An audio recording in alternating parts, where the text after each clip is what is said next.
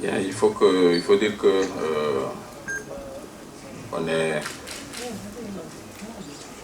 on sort déjà d'une préparation qui a duré quand même 2 bonnes semaines en Tunisie pour venir à ce CHAN, tout en sachant que nous jouons notre premier match contre le Congo.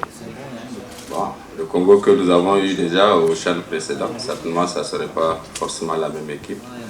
Donc on est parti de toutes ces données pour préparer cette première rencontre et éventuellement être dans les dispositions de livrer un très bon match, une grande bataille demain.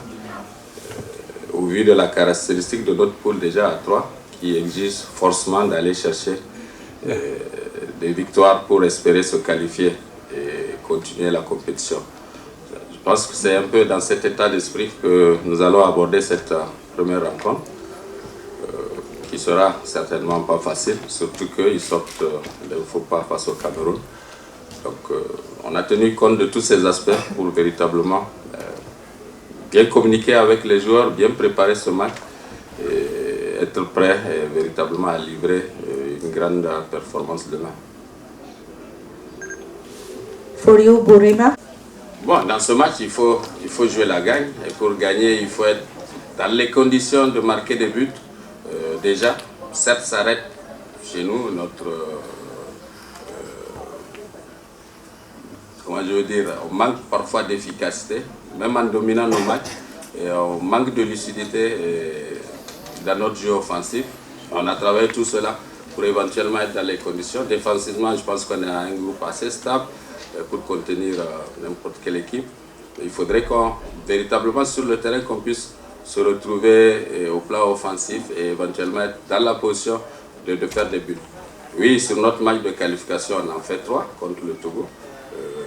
Je pense que c'est dans la tête, au niveau mental que ça se joue, et je pense que là on a travaillé et en salle, on a travaillé et sur le terrain pour motiver ces jeunes dans l'efficacité, dans la concentration. Je pense que pour se qualifier dans notre poule, il faut forcément aller victoire, et on va jouer la gagne, on va jouer tactiquement bien organisé pour ne pas s'exposer, mais aussi garder toute notre efficacité offensive. Ok, Franck. Coach, bonjour. Franck Simon. Vous pouvez la reprendre, s'il vous plaît. Par rapport à votre tour qualificatif, est-ce que vous avez eu à souffrir de départ vers l'étranger, de joueurs importants qui font plus partie de la Super League et donc qui ne sont plus à même de jouer avec le MENA? Oui. C'est le cas des autres sélectionneurs, des garçons qui sont partis ici et là. Bien, je pense que c'est un peu l'objectif de ce championnat, c'est d'abord de rendre visibles les joueurs qui évoluent localement dans notre championnat. Et à tout moment, on est contraint ou à des blessures ou à des départs. Là, dans ce cas, le Niger, nous-mêmes avons été touchés. On n'a pas... on a un joueur blessé en équipe qui évolue à la fois en équipe A et en équipe CHAN, qui sera indisponible pour cette compétition. On a connu un départ aussi. C'est oui, Razak Seyni, ouais, qui ne prendra pas, qui était au CHAN dernier au Cameroun, qui ne sera pas disponible pour cette compétition. Et on a signé nos attaquants qui vient de signer dans un club récemment, juste à quelques jours de notre départ, dans un club vers l'Irak, je crois. Goumaï, il s'appelle. Goumaï, Boubacar Goumaï. Question pour chacun d'entre vous. Je vais commencer par Bourema. En quoi est-ce important pour votre football, le championnat national, la Super League par exemple, voilà, d'avoir cette visibilité dans une compétition telle que le CHAN, compétition où le MENA vient régulièrement? La deuxième question, c'est pour le coach Harouna. Coach, je voulais savoir si, en cours de route, depuis les éliminatoires, vous avez eu à perdre, comme vos concurrents, adversaires, des joueurs qui ont participé au tour justement qualificatif. Merci.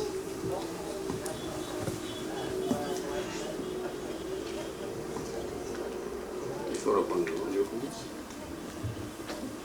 Oui, l'importance de participer au CHAN, c'est tout d'abord, chez nous, il n'y a pas assez de visibilité. Donc c'est une chance pour nous, les joueurs locaux, de participer à cette compétition pour se montrer d'abord et nous faire plaisir et honorer aussi les couleurs.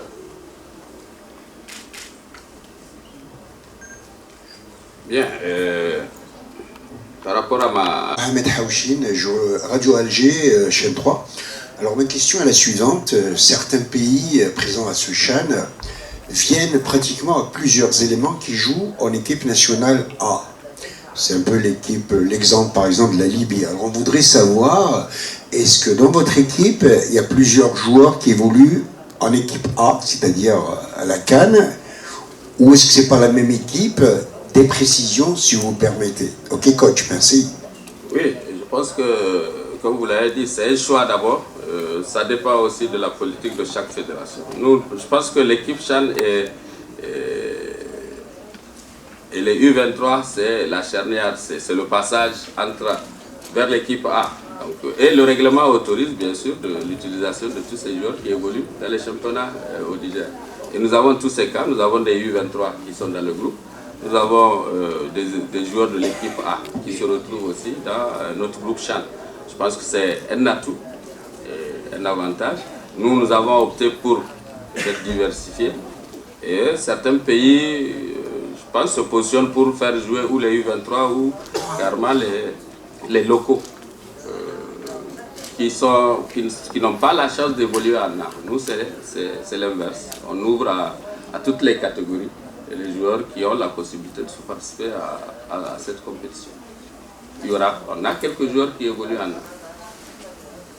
Ok, monsieur. في المستوى تحسبا للحدث، هل هذا يشجعكم وحتى أن ممكن نقول أن الظروف مواتية من أجل تكرار سيناريو دورة السودان 2011 لأن المنتخب النيجيري تأهل لربع النهائي وقتها. بالنسبة لمباراة الغد أمام منتخب الكونغو، قبل قليل خلال ندوة الصحفية لمدرب الكونغو قال أنكم درستم سويا في ألمانيا. هل هذا يعطيك فكرة أو أفضلية لمعرفة طريقة لعب المدرب وما هي الاستراتيجية التي سينتهجها في لقاء الغد إن شاء الله؟ شكرا.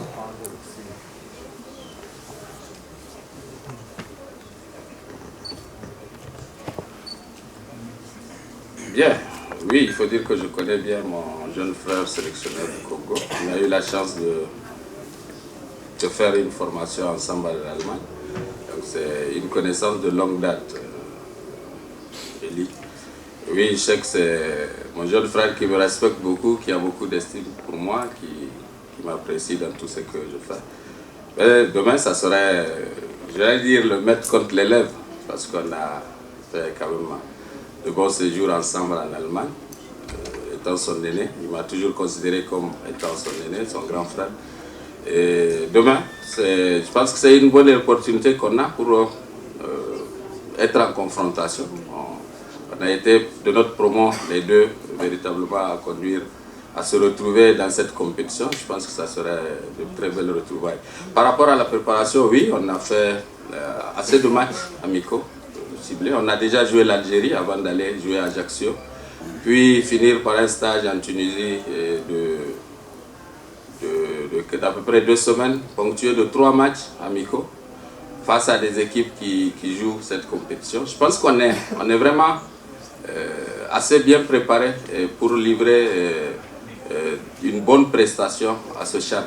Il faut dire que déjà au CHAN précédent, le Niger n'était pas qualifié pour le second tour, mais on avait une équipe assez joueuse qui a manqué d'efficacité dans les matchs qu'elle a eu à livrer. Je pense que ça va nous servir d'expérience parce que on retrouve dans notre groupe quand même des éléments déjà qui étaient au Cameroun et qui encore ont la chance de livrer une performance meilleure que le Cameroun.